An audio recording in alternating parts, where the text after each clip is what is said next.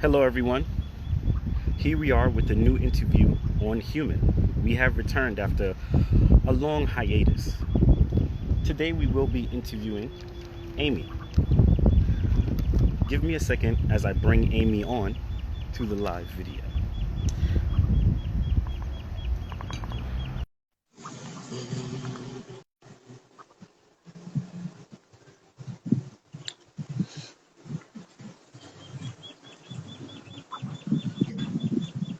Hello, Amy. How are you doing? Good morning. Not bad. Pretty good here. Well, over here it's like good night. You know what I'm saying? Yeah. The sun is going down. I know that the time difference is amazing. What is it? A Yes. 14-hour time difference that we're Yep. dealing with? It's Monday Okay. morning here. Monday Very morning here. bright. It's our winter, but it's still t-shirt weather. So we're in the middle of winter. It's kind of subtropic, so freezing in the morning, but our freezing is still probably t-shirt weather. Oh, So wow. That's yeah. a different limit. I mean, how low does your temperature get in Australia? So we go by Celsius. Mm-hmm. So this morning was freezing, and it was about 10 degrees. So I don't know what that would be Fahrenheit. Um, but it's still walking outside barefoot. Yeah, I'll have to transfer it another time, and yeah, Me I'm not too. too sure. Me too. Me too. I wanted to start off by having you introduce yourself to the audience and where you're currently airing from Yeah, right now. great. Thank you. Um, No. so my name is Amy Creighton, and firstly, I just wanted to make an acknowledgement to country. So I would like to acknowledge the traditional owners that we meet today. For me, it is the Yugambeh people. So I live on Yugambeh country, that is on the Gold Coast in Queensland. And I also want to pay my respects to elders, past, present, and emerging. As a part of Australia, either Indigenous or not Indigenous, it is a really important factor when we do meet to make an acknowledgement to country. So I really wanted to Hmm. share that and acknowledge the traditional owners of the land in which we all meet today, whoever joins in today. So yeah, Nice. that's Oh a my little bit goodness, of me. that's beautiful. That's beautiful that y'all have a process that honors the land. Excuse me, before y'all actually represent the land on different programs or represent Australia in different programs. I respect that. That is honorable. I wanted to start off this interview by asking you, where were you born and raised? I was born on the Gold Coast. So I was born Okay. here, yeah, which is actually a little rare. I actually don't know that many people who are in my circle of friends or work colleagues who are actually from the Gold Coast. My family are from New Zealand, so I grew up a little bit in New Zealand when I was young, in the North Island, in Paraparaumu, and then came back over here and came back to the Gold Coast, which is definitely something that I am super happy with because it's definitely the land of sun, surf, and I'm talking about today where it's cold weather and we're still wearing t-shirts and can go for a swim. So You go that's for a where I'm swim from. in cold weather too? Out Yeah, there? yeah, yeah, yeah, Yeah. yeah, yeah. It's usually the perfect time for the water is crystal clear. I'm a little bit of a wussel and I'll be freezing. But yeah, that's a little bit about the where I'm from as well. Nice, nice, nice. We're going to find out more about Australia as the interview goes on because I do have some questions that I wanted to ask you that are catered to Australia in it. Excuse For me, sure. it's catered to Australia by itself. But before we continue the interview, I wanted to play your introduction song, Yeah, which is a beautiful song. Thank you for introducing it to me. um, for those I who love. have not heard the song before, it's by Sampa the Great. It's called Energy, right? So what we're going to do is we're going to go ahead and play it. One, two, three, four.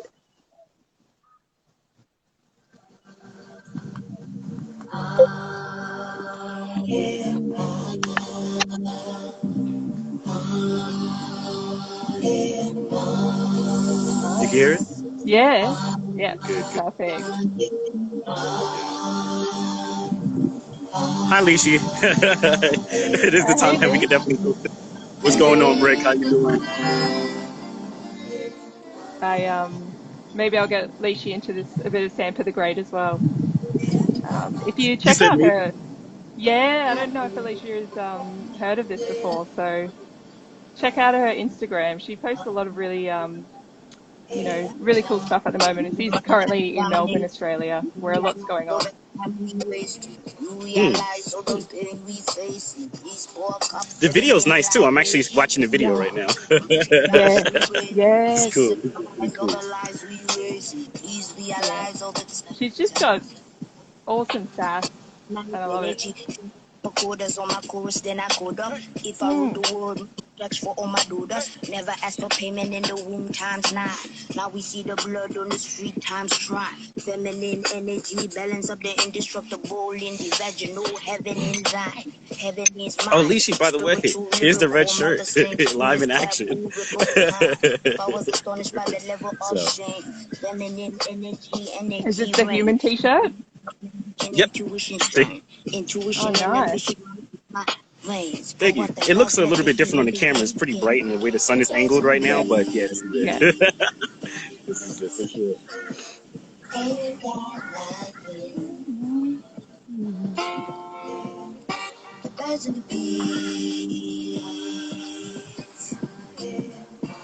Leishy might be rocking one of those shirts soon, hey? Right. You know, the website comes out next week, so Oh, awesome, the end of awesome. next week. Yeah, I'm Definitely, definitely keen to get one.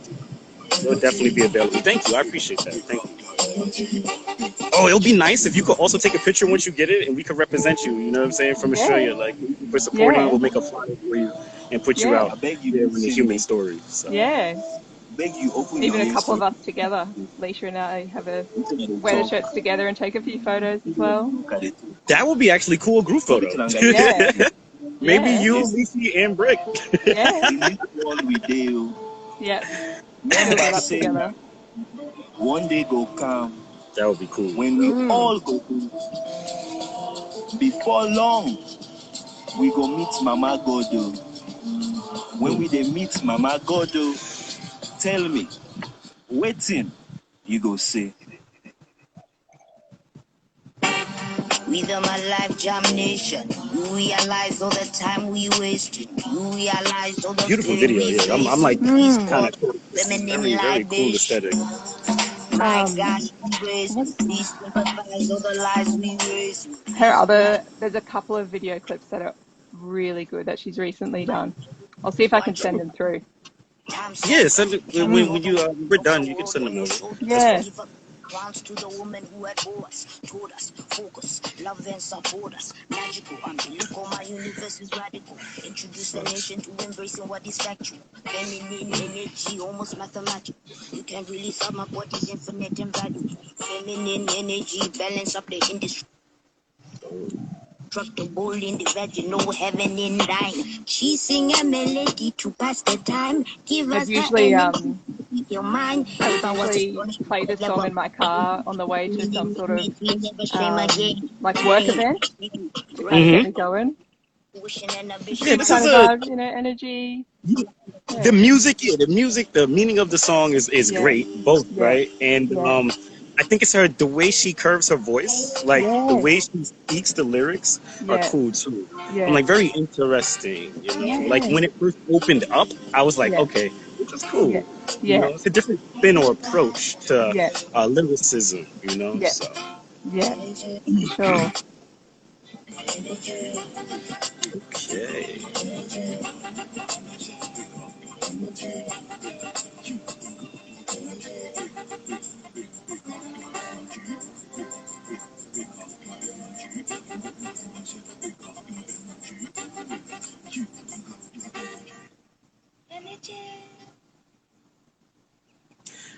Amazing song, by the way, for those who are just tuning in. That was by Sampa, excuse me, the Great, called Energy. We're going to jump back into the interview, right? So I wanted to ask you about yourself as a younger individual when you were raised.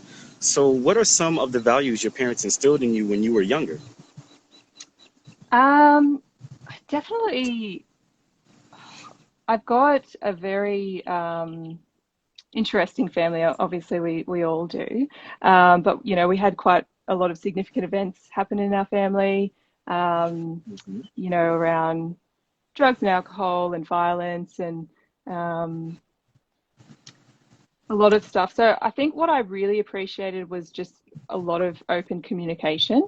You know, this was stuff that we were all really aware of, and, you know, the importance of just talking and, you know, speaking about it. And I know my mum still to this day is you know, that's really important. And whenever, you know, it can be a bit of a double-edged sword, but I know that whenever, you know, we hear of someone that's, you know, not doing so well, or out in the community, or someone we know of, I know the first instinct in our family is to kind of, you know, just take that action and step in. So very much of like a doer kind of family. So I think, you know, and I really can feel that I've implemented that kind of stuff growing up naturally that I didn't really realize. You know, really wanting to just, you know, be out there. When I was younger, you know, my mum would always take me to, you know, homeless shelters, and, you know, help out, or, and really kind of have that perspective, and, or music festivals, or, you know, really just kind of encourage that kind of open-minded element, and an element of, you know, critical thinking, of, you know, being aware that, you know, what we're seeing is not the only kind of reality. And so I really value that, and I think that's been really important in the way that I've lived as well, and utilize that to be resilient, and when I'm getting challenges throughout life as well.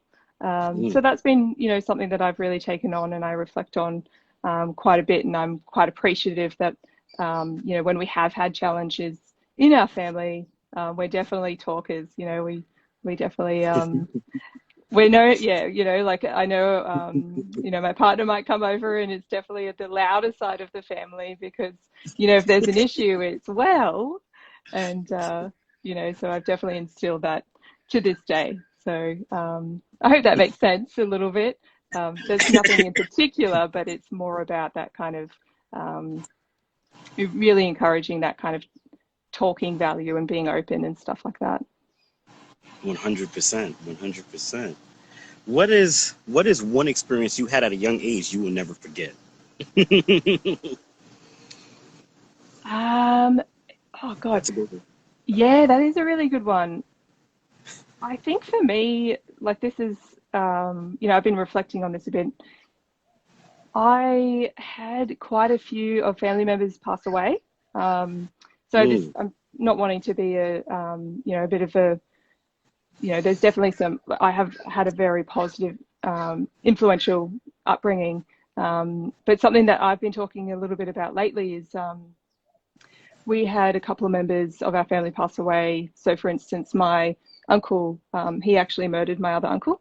And I still remember the day that it happened. And it's still an element of something I think that has really influenced me in, you know, the work that I do, or how I communicate as well, and, you know, a little bit of a bigger picture of the world, and what kind of path I would like to take as well. And, you know, really what goes on as well. So yeah, as much as I never used to think that influenced me, as I get older and I reflect back on my behaviors, or what keeps me going, I still remember that day that kind of happened, and I was so young. And you know, the more that I do research on, you know, trauma-informed care, and how much, you know, little events in our lives when we were young can impact the way we think, and, you know, building of that brain. That was definitely an element that influenced me a lot, for sure. How did you bounce back from that type of trauma? That is definitely a quite an experience, to be honest. Yeah, it, you know, it was like I mentioned before. You know, my mum, for instance, is, you know, very open. So, you know, we were told straight away, and we, you know, would talk about it. I think it was more just the way that I have always coped is I intellectualize things. So I'll break it down. I'll put it in, you know, it's little boxes of, you know, why this happened or why that happened. And I think I just reflected on that, you know, it's a part of what to do and what not to do. But I definitely did see an influence of how that impacted my grandparents as well, because there was a little bit of a ripple-on effect of one of my other uncles committed suicide, and another one of my aunties, she was part of a hit and run a few years later. And you know, it really does reflect in, okay, well, what, like, there is a little bit of a you know, behavioral process happening in this family. How can we kind of change the cycle? And you know, I've got a few cousins that I've never really had much of an interaction until we were older. We never even knew kind of we existed, and it's definitely something that we have, you know, met up in our early 20s and kind of still have these conversations of how we've really wanted to change that cycle, you know, that pattern. Right. And yeah, and for instance, one of my cousins is she's about 7 years older than me. We never met until I think I was 18. She was a daughter of one of my uncles who passed away, and we actually do have so many similarities, and we do the same work.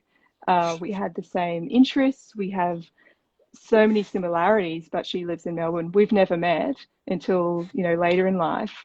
And, you know, we really reflect in how, you know, we do want to do things a little bit differently.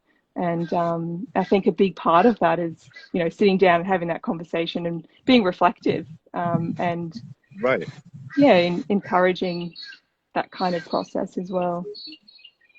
Right. 100%. 100%. Wow. You've been through some things. I never, yeah, I never knew that. That was, I give you credit. You are a strong woman. I give you credit for that, for sure. Um, were you taught to be open-minded from a young age, or is that something you developed over time? It was, it's definitely a bit of both. You Mhm. know, there's elements where, yeah, I mean, you know, I've definitely been encouraged to, you know, get out and be aware that my world is, you know, my world, and there's so much more going on, even in just, you know, like I'm saying, the Gold Coast, Australia. Um, but I definitely have been a little bit of, you know, critical thinker. And like I said earlier on, you know, a part of my process is to intellectualize elements. Mhm. So, you know, throughout life, I kind of have thought about, you know, well, how much of this is true, and how much of Mm. this is, you know, what evidence do I have? You know, that's very basic kind of critical thinking elements. But, you know, I, like I said before, I first started going to music festivals when I was 12. And I'll never forget the first one that I went to was with my mum. And we went down to a one called Blues Fest down in northern New South Wales. And Mhm. it just really opened my eyes to a, you know, whole different world. We had a lot of musicians from all over the world coming to play. I remember the first person I saw was Michael Franti, and, you know, he had no shoes on and his long dreadlocks, and it really opened my eyes to kind of embracing diversity as well. And that was something that, as I went into high school, so when you're a teenager, that was a big passion. He was a big influence, actually. You know, one of his documentaries, which is when he went to Iraq, and really influenced, I guess, that process of yeah, what else goes on in the world as well. Right, right, 100%. And you, so basically you were able to gain a sense of open-mindedness while having fun at a concert. I think so. I mean, yeah. And then, like, I always just have this idea in my head that, and the moment I think I ever know anything is the Mm, moment that life's going to tell me, no, you've got more to learn. And that still happens, you know, today. Like, I actually don't think I know much at all. And I think that's the part of my favorite part of being openness is, you know, sitting with feedback and having that challenge of, oh yeah, like, why did, that is definitely something that you really need to work on, kind of thing. Not in such a critical way, but just being open to, being human and change as well. Indeed, this is right. This is right. People are sometimes afraid of change, so sometimes it could be a scary process for people. Oh, But it takes time. You know what I'm saying? yeah. Definitely, there's nothing that could happen overnight. Even when it comes to personal growth or growth period with oneself or outside of oneself. Yeah. I wanted to continue on going by asking you the next question. What is a personal challenge you had to overcome, and how did it help you become the person you are today? Oh, for sure. I was pretty depressed as a teenager. And it got to a point where I think I was about 18, and suicide was a really strong part of my thought process. I wanted to end my life many times. And there was a moment where I had attempted, and that was a bit of a moment where, I really needed to start reflecting on what was important for me, and I guess have a bit more awareness of my thinking patterns, because I was so just overloaded with, that negative self-talk, and that was reality. That was my reality. And, I honestly believe that I would have been better not being here. So that was a huge part that influenced, I guess, that path to, I know that word journey is used a lot, but, that kind of journey of, okay, well, this isn't helpful. What are some other ways that you can kind of, see yourself in a bit more of compassion, In a and positive acknowledge. way. Yeah. 100%. Yeah, I hope that kind of answers your question in regards to, I guess an event that's happened later on. I definitely think, when I was it wasn't too long after that, we had a knock at our door. I wasn't living at home, but my dad was a part of a big drug bust, and it was one of the biggest in Queensland. And I guess the world kind of changed very quickly. My mum moved overseas, for her own way of coping with what was going on. It was kind of a bit overwhelming, and so it really kind of influenced. Okay, well, I really have to kind of rely on myself. Right. Let's, what does that look like? So I guess in that way, that's influenced me to, there's a little bit of a challenge of asking for help as well. I'm not very good at that.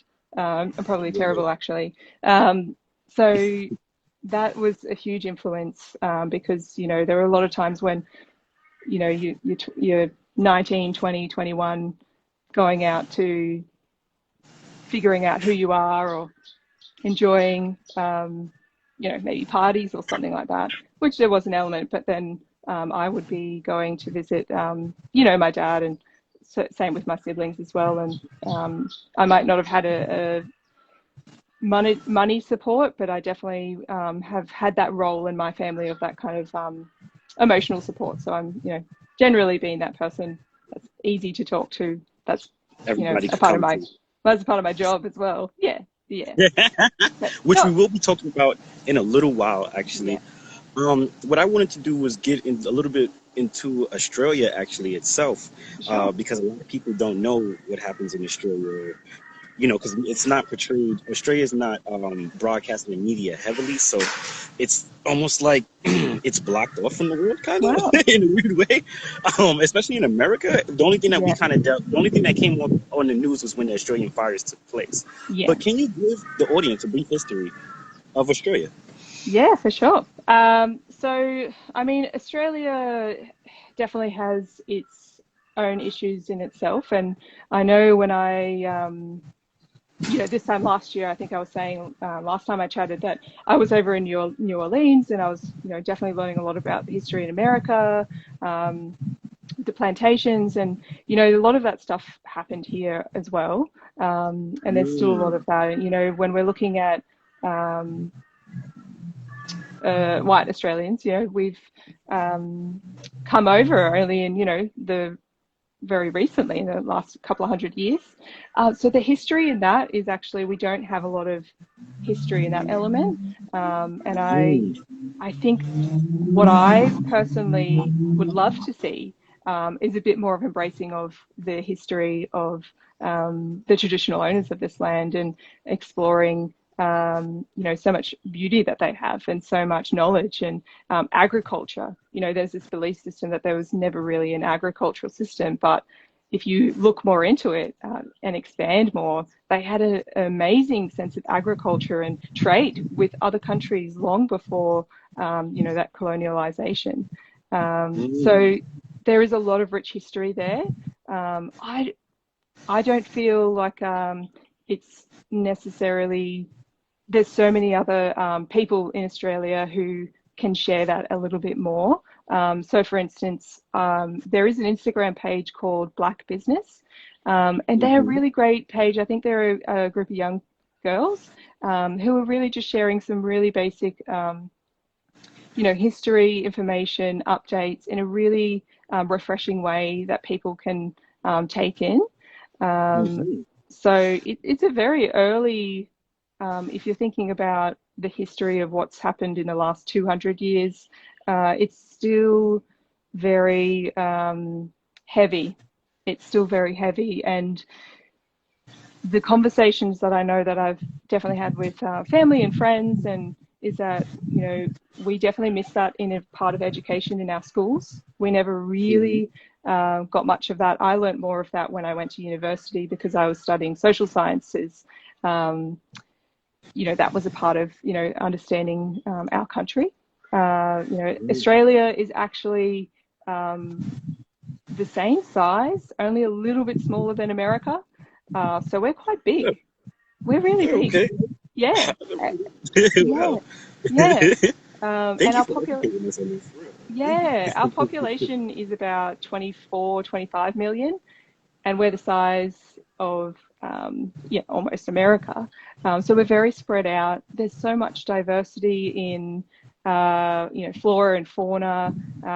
We've got so many different areas to, in cultures as well. It's a very multicultural country. Next month is actually a multicultural month. So there is so much, there's a vast diversity. For me, I'm in Queensland, which is, you might be aware of the Great Barrier Reef and a bit more of the oceans, and then you go to Victoria or Melbourne, which is definitely more embraced around culture and food and music and so forth, stuff like that. So I hope that helps paint that picture a little bit of Australia. It definitely helped paint the picture about Australia, for sure. I would like to thank you for educating us about Australia 100%, because like I said, a lot of people are not educated to Australia at all, so that was really good and really cool. Now I want to get into your field, Sure. But before we do that, we're going to take a slight break, and I'm going to go ahead and play the second song that you requested, and then we're going to continue on with the interview. I hope everybody's enjoying the interview thus far. Thank you for joining us so far. I appreciate it. And here we go. This is Hiatus Coyote. Fingerprints. 1, 2, 3, 4. Give me a second.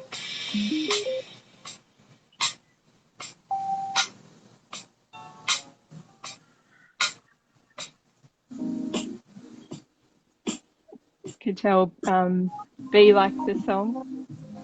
Who, me? Oh, B. Yeah. Yeah, I see him in the comments. Yeah, I love this song. This song is a great song. Very soothing too. Oh, yeah.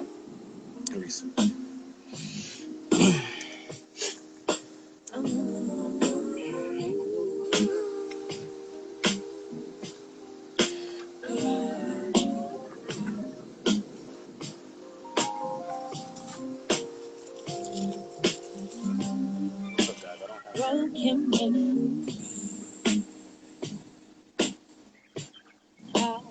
taunt me like a bird, caged by scorched wings, for the people say, say.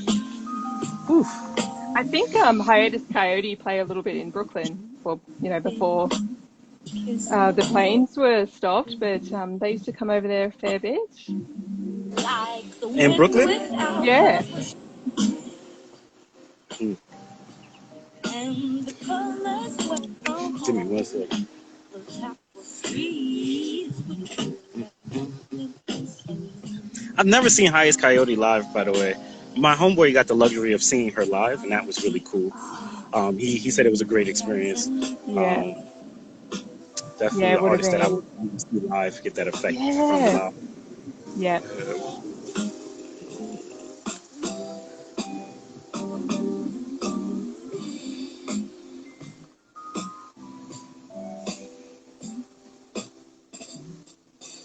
broken memories, yeah. Oh, they drove me like a bird, came by scorched wings, repeated mistake. Oh, the grubby thing, crazy, kiss the walls and ease. Yeah, yeah, yeah, yeah.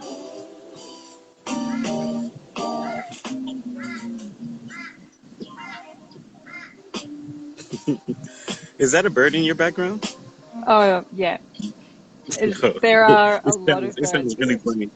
Yeah. Yeah. He Yeah. sounds really funny. There's a couple I, of ducklings by me, but they're not. yeah. They're real cool right now, but they're really close to me, like right next door. I'm not. I'm not gonna show. I showed you them before. I'm not gonna do it right now because we're in an interview. But yeah, they're right here.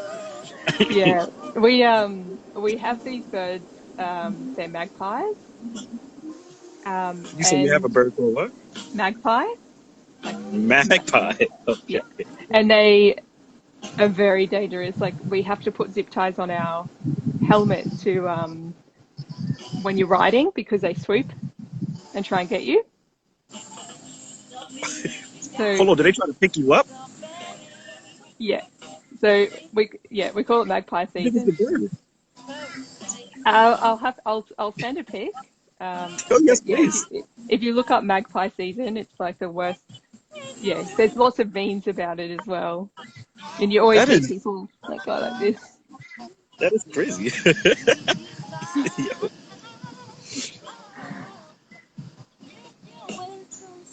Yeah, we've all had some story with the magpie. the magpie. That name is just. It's interesting. Very interesting name for a bird. Mm. For those who were just tuning in, that was Hiatus Coyote Fingerprints. We're going to get ready to jump back into the interview. I wanted to now jump into your career and how you got into it actually. So, what inspired you to work in the mental health field? Well, a little bit of what was discussed before, I think, but I didn't Right. realize that. I originally was studying more holistic counseling, so a little bit more around well-being, health and nutrition, um, Hmm. you know, a bit more of alternative elements of working with people, like looking at, holistically. Um, but it didn't necessarily fit with me. I guess I wanted to look at a bit more of you know a bigger field, so I ended up getting into social sciences and counselling, and I just naturally with um, going to, like we have to do, we call it prac. So that's where you have to do your practices. So I did a lot of work, like volunteering work, Hmm.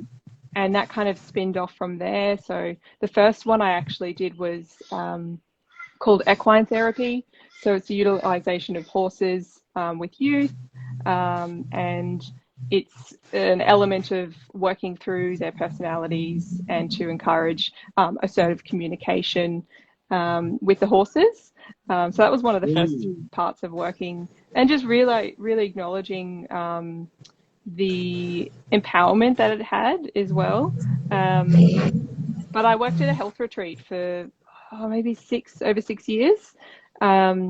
And that was amazing. Obviously, you're looking at You well-being. said a health However, retreat? yeah, health retreat. What is, So, can you, excuse me, expand on that? yeah, sure. So a health retreat really is more of a place where people might spend from a weekend to up to a month, really looking at that optimum well-being. So, what are they having for food? How are they managing stress? All of those type of areas. It's a beautiful place. The one that I worked at, it was definitely on the high end of prices. So, you really got to meet a lot of different interesting people of the world. A lot of famous people went there as well. But it just didn't sit with what I enjoyed around getting into a little bit of a deeper element. That normalization of being able to have open communication about, different experiences. And it wasn't until I started to work in drug and alcohol rehabs that I felt this is more my tribe. This is where this is where I fit.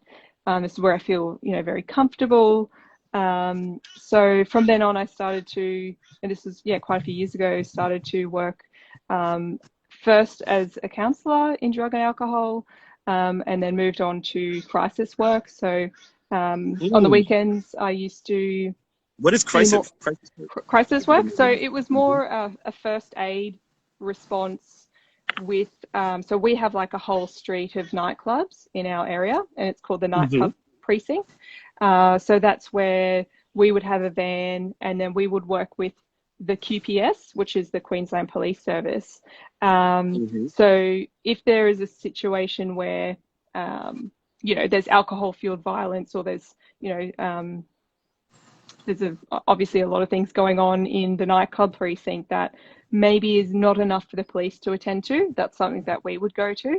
And it's a bit more of a softer approach, and it does help people not have a defensive response. We don't have the police uniform on, we're a bit more trained to communicate, we're more around harm minimization. So how can we reduce harm at this moment, whether it be, if they're intoxicated, or whether they're, angry and they've just been in a fight and maybe their jaw's broken, we might calm them down or help them until we can get the paramedics or the ambulance there.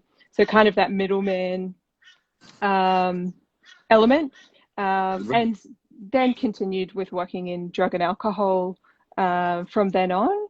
And, I think what I liked about it the most is it wasn't actually really ever focused on the drug or the substance as itself. It was more on the person. You are not what you are not your addiction. There's so many more elements to that.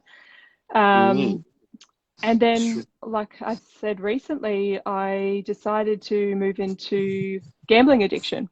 And it's funny, when I first I got accepted for the job. Gambling addiction. Yes. How did you get into that? Yeah, think about that. I was burnt out. I was really burnt out. I'd seen, a few people pass away, overdose. I was spending a lot of my weekends in, I guess, vicarious trauma. I couldn't, when a lot of it is about, trauma, I just needed a break. So I was exploring something that might have been a little bit easier or quieter.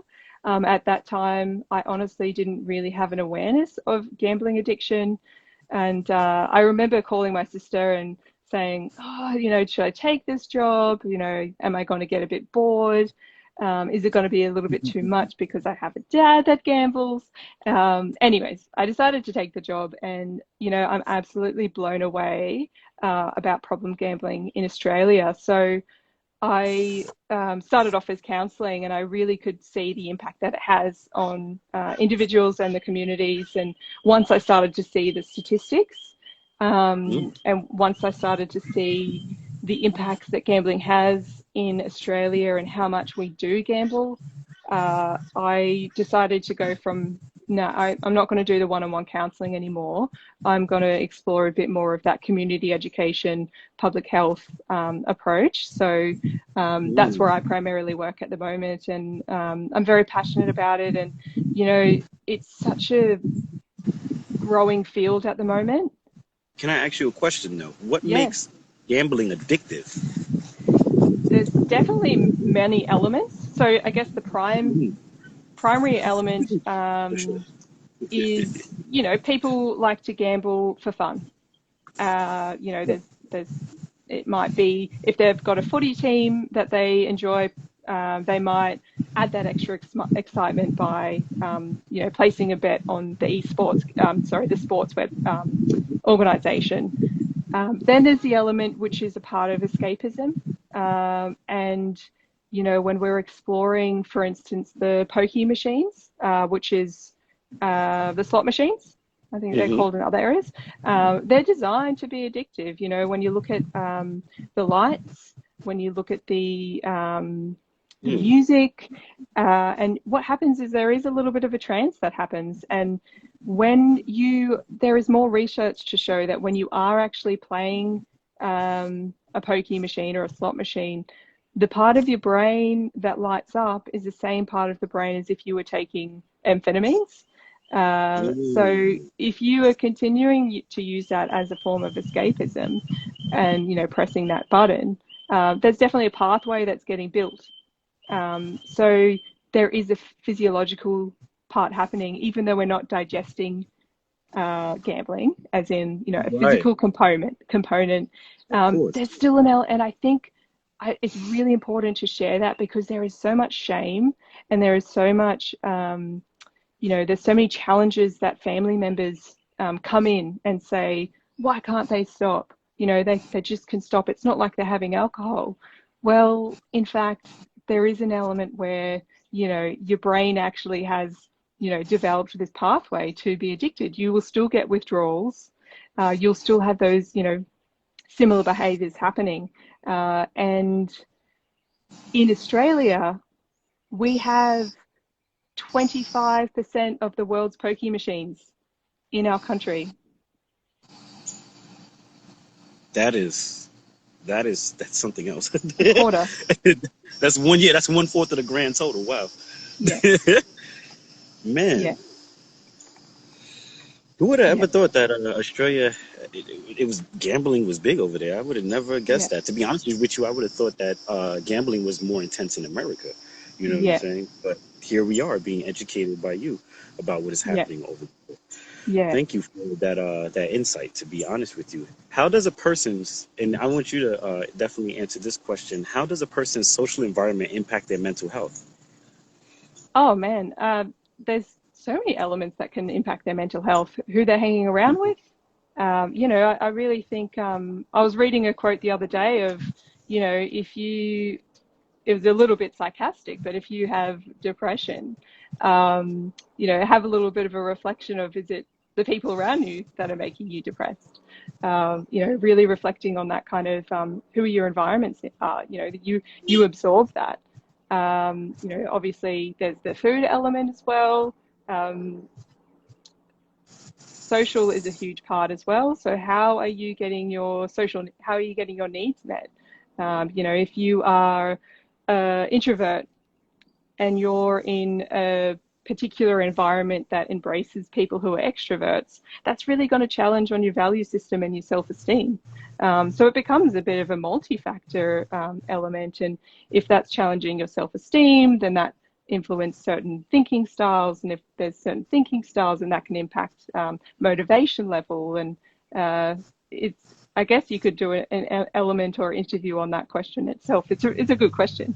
You know, there's so many, you know, and if we're looking at today with what's going on as well, for me personally, I get really impacted by when I'm reading news, when I'm reading social media. And what happens with me is I get really overwhelmed, and then I get to this space of like, it becomes so much, I kind of become one big ball of anxiety. And then what happens is, like, you know, family will come over, or, you know, roommates come home, or a partner comes home, and I'm just kind of this like, we need to do this and we need to do that. And, you know, how helpful is that really? So, you know, I definitely know for me personally, like I have to really be mindful of what I'm reading. I get super obsessive of, you know, reading comments. And so, you know, it's more personal boundaries. It's really Right. about personal boundaries and, you know, that Knowing internal boundary what you're gonna, process. Yeah, right, knowing what you're going to let into your life and for what you're going to sure, live with, for for sure. sure, for sure. What I'm going to go ahead and do is, what is some advice that you could give people about taking care of their mental health? I am a big believer of, so it's not a, there's a quote, but I kind of like to expand it a little bit of take on advice like perfume, have a little whiff, but don't inhale. So I think that's an element that can be utilized in so many areas, like, you know, your thought process. Take a, you know, take it on, but don't inhale it. It's not fact. It's not necessarily the, you know, the absolute truth. And when you explore like who you are without those thoughts or who you are without those comments, it becomes a little bit lighter. Um, but I definitely know that a conversation that my friends and I have a lot is, you know, once we kind of share something that is really uncomfortable with us, and this is about sharing with people who you feel have earned the right to hear it, you know, have built that trust, and you know that they're not going to, that they're also going to be open. You know, sharing that element of, you know, this is normal. You know, what you're experiencing is normal, and that's where most of the stress can come from. Is not the event or not the actual part itself. It's the thoughts Mhm. that are attached to that. And, you know, once we're sharing that with someone, not saying that it's a quick fix, but, you know, if there's something that's going on with me and I'm sharing this with, you know, a good friend or someone who I feel like I can trust, and their response is, yeah, you're human, you know, that's okay. Like, you know, you're going to have that process, and it might not be a good thing, as in like I might have done something, you know, bad, and it might be, yep, you know, it's very normal to feel that way, and normalize it. It can really help in easing a lot of what a lot of people are experiencing, of that, you know, that self-judgment and those different belief systems that we've all, you know, developed over time.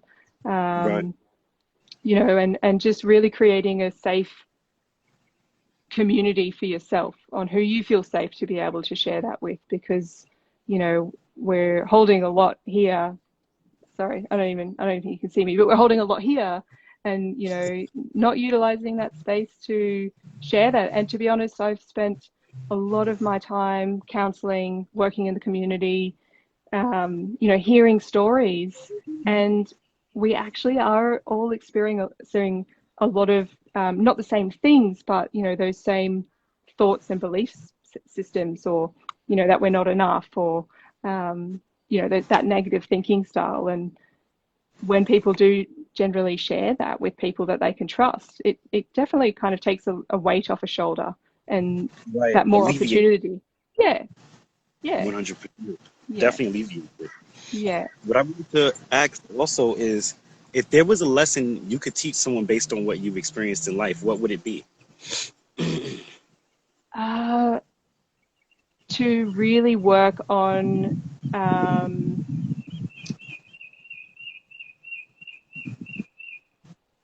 encouraging self-compassion, it's and shame resiliency. It's something that I definitely, you know, if you look back on a lot of what, and this is a personal experience, I know a lot of what I have or haven't done is, like even today, for instance, I was at a part where I wasn't even going to, I was like, no, I can't do this because, you know, I'm going to be in a vulnerable position where there's going to be a lot of people criticizing me.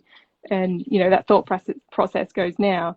I really wish I started that a lot earlier in my life. You know, I really wish I started that self-compassion part. And I think that would have helped me to just really speak my truth and, you know, be the person who I really am, as opposed to, you know, having those critical thinking. And then that just prevents you from really doing what you need to be doing. I hope that makes sense. No, it makes perfect sense. I'm actually in awe. I was just sitting here listening to you. Taking You it, said a lot of great, digesting, yeah, digesting. very. You said a lot of great things, of course. So I'm just listening.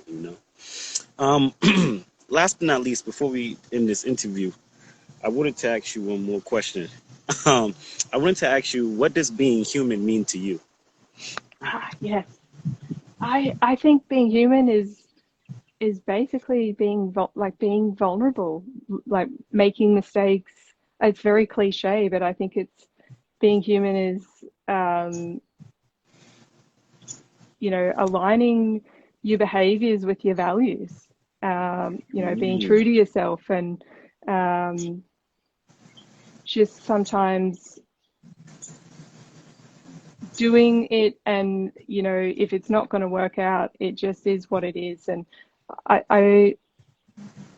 I really like hearing stuff like what you're doing, such as Human World, because I like to hear different perspectives, even if it's not, something I've ever agreed with. I think being human is just having a different picture of the world, and sharing that and learning from that, and using this platform. I was really excited because I think this is well overdue to, you know, well thank you. overdue in our world of, hey, let's get a different perspective, and taking bits and pieces of what other people have learned and experienced, and being able to share that. I think that's the part of being human, and embracing that diversity, and really embracing, um, you know if this is super Australian what I'm going to say right now, but if you think back to Steve Irwin, he was absolutely loved. Steve Irwin. He had his own animal show, The Crocodile Hunter. Yes, I do know Kind who of, you're talking about. Yes, I do he exactly know. he. But what he did was very much, he really embraced the diversity of each animal and what they did or didn't do, and their beauty in it. And I think that could really be transcended over to what being human is, and Mm. really focus a bit more on that. Thank you. I really do like your insight and your perspective and how your approach to the world. And it was very interesting hearing about the things that you went through, and actually bounce back from, and then use those things that you went through to then help out other people with their mental health and things that they're going through too, and problems that they may have also. Um, Yeah. Before we go, obviously, I'm going to play your last song. Oh yes. Thank you for waking up all the way from Australia and joining us. You know what I'm saying? The time difference is crazy. It's about to be nighttime here, and your day is actually beginning over there. And I think this is beautiful, that we're able to expand at this level now. Yeah. Yeah. So um, without further ado, I'm gonna go ahead and play your last song. Excuse me if I keep fanning. The bugs are a little bit crazy out here. Hey, that's all So good. I have this song from Xavier Rudd, Xavier, right? Follow the Sun. And here we go. 1, 2, 3, 4.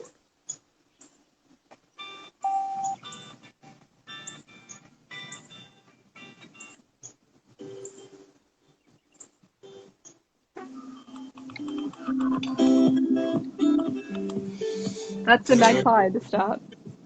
Huh? The bird noise, I'm pretty sure, is the magpie at the start. Yeah, yeah, yeah, I can hear it. Yeah, for sure. You got that?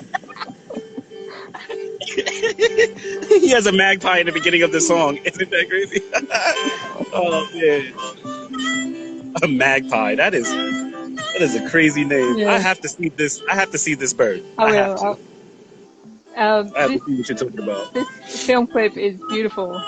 I definitely really like the YouTube video. If you check out his film clip of this. Follow the sun. You said the YouTube video? Yeah, yeah, Yeah, I'm of looking his at it right video. now. Oh, Yeah, I'm cool. looking at it right now. It's great. When this day is done, Very simplistic but well shot. Mm. breathe, breathe in the air. Set your intention. Dream is Oh, good. thanks. Just reading the comments here. Tomorrow's a new Thanks for joining in, day. guys. Thanks. Thanks for tuning in, guys. I appreciate it. 100%. Thanks for having me too. Oh, you're welcome. No problem. Great, I'm so great nervous. interview. This was it was a great interview. You did great. Thank Honestly. you. No problem. I'm a big ball of anxiety. It never looks like it, but I am a highly anxious person. But it just gets all stuck in here. Well, so funny. You definitely got a good way of not showing it. Yeah. That's my what is it? That's my safety mechanism of, I guess, growing up, looking cool, calm, and collective. But it's all happening. But on the Not inside, always you're helpful. Basically.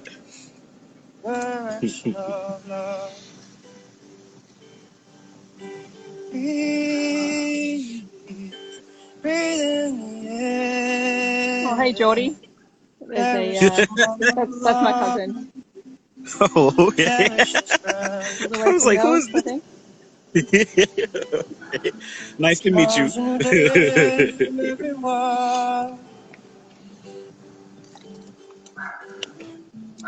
Brand new moon, brand new sun.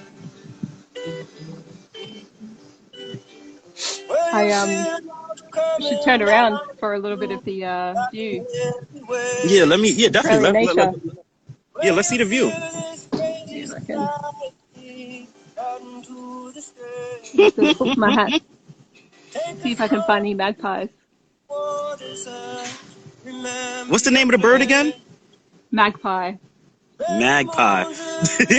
I'm never going to forget that there's a bird called a magpie. Wow.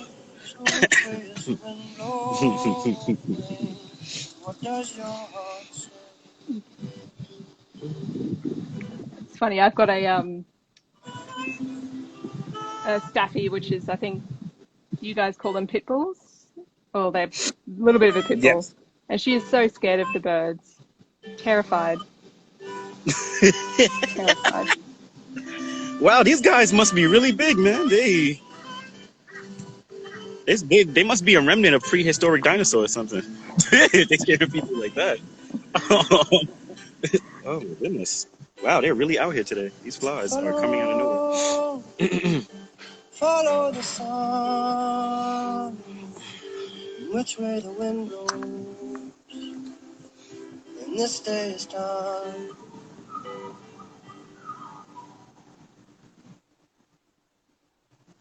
Great song. For those who are wondering what the song was, it was Xavier Rudd, Follow the Sun. Amy, once again, it was very nice interviewing you. Thank you, I'm Troy. about to sign off now. You're more than welcome. I will be in contact with you really soon following this interview. And yeah, I will thank you for taking time out for waking up and getting prepared for this all the way from Australia. Much appreciated. And I will speak with you soon. And to everybody else, have a great day.